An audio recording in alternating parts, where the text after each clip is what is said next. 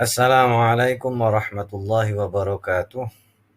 Innal hamdalillah, tsumma shalatu wassalamu ala Rasulillah Muhammad ibn Abdillah wa ala alihi wa sahbihi wa mawalah. La haula wa la quwata illa billah. Untuk memulai pertemuan kita, alangkah lebih baiknya kita awali dengan membaca basmalah dan niat. Bismillahirrahmanirrahim. Nawaitu ta'alluma والتعليم والعبادة والاستفادة والحث على التمسك بكتاب الله وسنة رسوله والدلالة على الهدى والخير آمين يا رب العالمين. Di pertemuan kali ini kita akan lanjutkan membahas surah At-Takatsur. Setelah kemarin ada jeda PTS ya, maka kita akan lanjutkan kembali. Ayat berikutnya berbunyi kalla saufa ta'lamun. Kalla ya. Ada fathah ketemu alif mati. Ini yang dinamakan mad tabi'i. Kemudian ada huruf sin berharokat fathah di depannya wawu mati. Ini adalah mad layin. Pun sama kalau ada fathah di depannya ya mati, itu pun namanya mad layin. Kemudian ta'lamun. Nah, di sini ada dua hukum ya, tergantung ini nih. Ada kaitannya sama tanda ini seperti biasa. Ketika ini domah, mim berharokat domah ketemu wawu mati, ini namanya mad tabi'i. Namun karena di sini ada waqaf mamnu dan juga di akhir ayat, maka kita bisa mematikannya. Meskipun dianjurkannya itu untuk membaca wasal, membaca lanjut, sambung. Tetapi karena ini di akhir ayat, kita bisa membacanya waqaf. Kalla saufa ta'lamun. Maka ini yang dinamakan mad arid lisukun. Mad arid lisukun itu adalah apabila ada mad tabi'i, di belakangnya ada satu huruf, harokatnya hidup, tapi kita matikan. Itu yang dinamakan mad arid lisukun. Adapun cara membacanya, kalla, maaf ini ada kurang L-nya ya, kurang L-nya. Kalla. Ini ada L satu lagi, double. Kalla saufa ta'lamuna. Kalau dibaca wasal, mengingat di sini ada waqaf mamnu. Tetapi ketika kita bacanya waqaf, kalla saufa ta'lamun. 6 harokat. Ya. Adapun artinya sekali-kali tidak. Kalla, sekali-kali tidak. Kelak kamu akan mengetahui akibat perbuatanmu itu.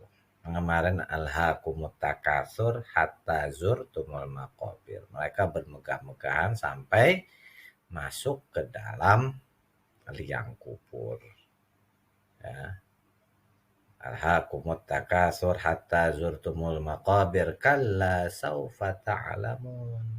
Sekali-kali tidak. Kelak kamu akan mengetahui akibat perbuatan itu. Perbuatan apa? Perbuatan bermegah-megahan tersebut. Ya. Lalu di ayat berikutnya, ini masih sama ya, karena nanti akan membahas tentang apa sih yang terkandung. Tsumma kalla saufa ta'lamun. Di sini kan kalla saufa ta'lamun, di sini ada tambahan tsumma. Tsumma kalla saufa ta'lamun. Jadi kalau bacanya wasal, kalla saufa ta'lamun, tsumma kalla saufa ta'lamun. Seperti itu. Tsumma ada mim berharokat tasydid namanya ghun. Nah, ini sama tuh. Kalla mad tabi'i, sau mad layyin, ta'lamun. Nah, ini kan sama, mad tabi'i, tapi berhubung ada di akhir ayat dan di sini akhir ayatnya bahkan tidak ada tanda, berarti boleh diberhentikan, maka itu hukumnya mad arid lisukun. Adapun cara membacanya thumma kalla. Nah, ini satu lagi ya, lupa Bapak ini. Kalla double L ya. Thumma kalla saufa ta'lamun. Nah, ini harusnya mati ya. Adapun artinya kemudian sekali-kali tidak, kelak kamu akan mengetahui. Dalam ilmu bahasa Arab ini dinamakan taukid, penekanan. Ya, satu kalimat ada pengulangannya, itu dinamakan ditekankan, berarti penguatan. Itu yang dinamakan litaukid ya. Adapun yang dimaksud adalah al-hasan, mengatakan bahwa dalam ayat ini terkandung pengertian ancaman sesudah ancaman lainnya. Ya. Ad-Dhahak mengatakan sehubungan dengan makna firman-Nya, dan janganlah begitu kelak kalian akan mengetahui. Ya, seperti ini. Ya. Nah, maksudnya di sini adalah orang-orang kafir. Ya, maksudnya orang kafir, ya orang kafir jangan begitu ya. Kelak kalian itu akan tahu apa yang akan terjadi pada manusia ketika nanti sudah masuk ke dalam liang kubur. Karena Allah mengatakan, termasuk baginda Rasulullah juga bersabda, dunia ini semuanya adalah tipuan. Karena apa? Dunia ini adalah tempat kita untuk beramal kelak, untuk kehidupan di akhirat kelak. Itu tabungan kita hidup di sini. Nah, tapi banyak yang menganggap bahwasanya ya hidup di dunia. Bahkan kalau saya pribadi itu kurang sependapat dengan hidup hanya sekali, hiduplah yang berarti. Tidak. Kalau bilang hidup di dunia ini hanya sekali, maka hiduplah yang bermanfaat, saya setuju. Tetapi kalau hidup hanya sekali, tidak. Kehidupan itu ada beberapa lapis. Sebelum kita ada di bumi ini, kita masuk, ada yang namanya alam ruh, ada yang dinamakan alam kandungan. Itu aja udah 2 alam. Pertanyaannya ketika kita di alam ruh, ingat nggak kita? Enggak. Nggak usah alam ruh lah, kalau alam ruh mungkin terlalu jauh. Alam kandungan, karena kita tahu bahwasanya sebelum kita lahir ke muka bumi ini, kita ada di dalam kandungan ibu kita. Itu kita yakini semua. Pertanyaan saya yang paling simpel, ingat nggak kita waktu kita berada di dalam di dalam perut ibu kita? Kita ngapain aja? Ibu kita ngajakin ngomong apa aja? Ada nggak yang kita ingat? Tentunya saya yakin mayoritas tidak ingat. Kalau ada yang ingat berarti memang luar biasa. Itu anugerah dari Allah. Atau nggak usah jauh-jauh lagi deh. Ketika kita lahir, kita bisa hidup, saya bisa sampai setua ini. Ketika baru-baru lahir, ibu saya nyuapin, memberikan ASI, ngobrol dengan saya, ada nggak yang ingat? Jangankan yang masih kecil, kemarin saya ngobrol dengan siapapun bisa jadi saya sudah lupa. Nah, ini nanti akan diketahui oleh orang-orang yang tidak mempercayai adanya kehidupan setelah kematian di dunia ini, itu nanti akan mengetahuinya. Itu bisa dilihat pada ayat berikutnya yang berbunyi, kalla lau ta'lamuna ilmal yaqin. Kalla yang tadi dibahas ini mad tabi'i. Lau mad layyin, karena fathah ketemu wawu mati. Ta'lamuna ada doma ketemu wawu mati, namanya mad tabi'i. Ilmal, di sini alif lamnya jelas, namanya alif lam qamariyah. yakin. Nah, ini ada kasroh ketemu ya mad tabi'i. Namun berhubung di sini ada al-waqful ula, berhenti, diwakafkan atau diwakafkan itu lebih utama, maka terjadilah mad arid lis sukun.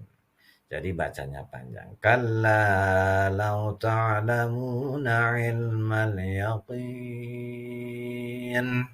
Seperti itu. Nah ya, kurang lebih.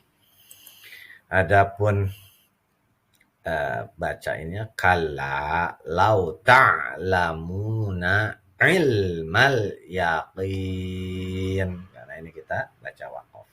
Kalau baca wasol yaqin. Adapun artinya sekali-kali tidak, sekiranya kamu mengetahui dengan ilmu yaqin.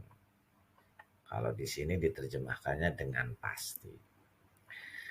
Yani seandainya kalian mengetahui dengan pengetahuan yang sebenarnya, niscaya kalian tidak akan terlena dengan memperbanyak harta hingga lupa dari mencari pahala akhirat sampai kalian masuk dalam liang kubur.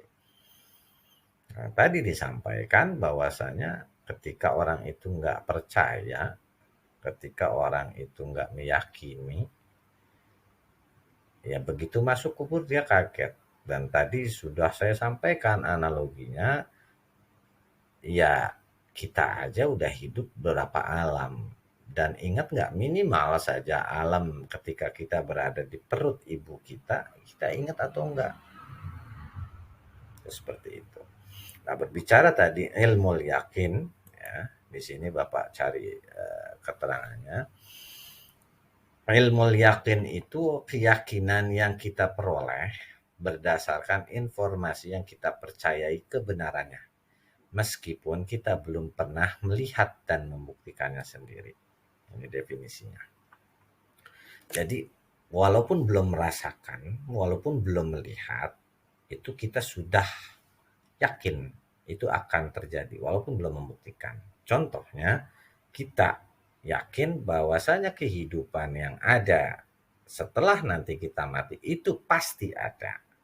Apa yang kita lakukan di dunia itu kita akan dimintakan pertanggungjawabannya, itu yang namanya ilmu yakin.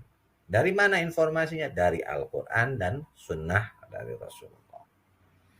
Lalu ada lagi ainul yakin, keyakinan yang diperoleh berdasarkan kenyataan yang pernah kita lihat sendiri. Contohnya, kita yakin bahwasanya kita itu pernah hidup di perut ibu kita. Kenapa kita menyatakan gitu? Karena kita memang melihat ada adik bayi di perut ibu dan kemudian lahir menjadi bayi, termasuk kita juga. Nah, kalau hakul yakin, keyakinan yang kita peroleh berdasarkan pengalaman sendiri. Jadi bukan hanya katanya, bukan pula sekedar melihat, namun benar-benar melakukan atau mengalaminya sendiri. Sama ketika kita lahir, atau yang paling gampang, kita membaca kalau tangan kita tergores, maka kita akan berdarah dan merasa nyeri, sakit. Ketika kita belum merasakannya, itu namanya baru ilmu yakin. Walaupun kita, oh iya, benar itu. Saya pernah ngelihat teman saya keiris silet, berdarah, dia teriak kesakitan. Padahal kita belum merasakannya. Nah, kalau ainal yakin, itu tadi ketika melihat teman kita kena silet berdarah, dan dia teriak, itu namanya kita melihat dengan. Kalau ilmunya baru pengetahuannya begitu lihat buku, kalau tangan tersayat silet maka akan terjadi luka dan mengeluarkan darah dengan rasa yang pedih atau perih misalnya. Lalu kita melihatnya, itu yang namanya ainal yakin. Dan yang terakhir, hakul yakin, tadi sudah kita baca, kita lihat orang kesakitan, lalu ternyata kita kena silet tersebut karena meleng, dan kita merasakan perih dan melihat ada darah keluar di tangan kita yang tergores, itu yang namanya hakul yakin. Ya, mungkin ini dulu yang Bapak sampaikan. Sekali lagi Bapak mengucapkan selamat kepada kalian yang memperoleh hasil yang baik. Berarti usaha kalian dalam belajar berhasil karena mendapatkan nilai yang baik. Karena memang saya melihat ada lumayan banyak yang mendapatkan nilai 100 ya, di PTS kemarin. Meskipun banyak juga yang nilainya di bawah dari 60. Nah, bagi kalian yang sudah berhasil mencapai nilai yang optimal, pertahankan. Kalau bisa terus tingkatkan ya, untuk terus semangat. Dan bagi yang belum, ini sebuah evaluasi, koreksi diri untuk kalian untuk menjadi pribadi yang lebih baik lagi ke depannya. Ya, karena masih ada waktu untuk memperbaiki. Ingat, waktu itu berjalan terus, berjalan cepat, dan waktu yang sudah berlalu tidak akan kembali. Jadi manfaatkanlah waktu yang ada, terutama bagi kalian ya yang kini sudah duduk di kelas 8. Ya, mungkin itu saja yang Bapak sampaikan. Dan seperti biasa setelah ini kalian kunjungi link untuk absensi sekaligus evaluasi harian. Adapun untuk password hari ini, Bapak menggunakan kata yakin untuk mengakhirinya. Kita akhiri dengan kafaratul majlis. Subhanakallahumma wa bihamdika asyhadu an la ilaha illa anta astaghfiruka wa atubu ilaik. Walhamdulillahi rabbil alamin. Wassalamualaikum warahmatullahi wabarakatuh.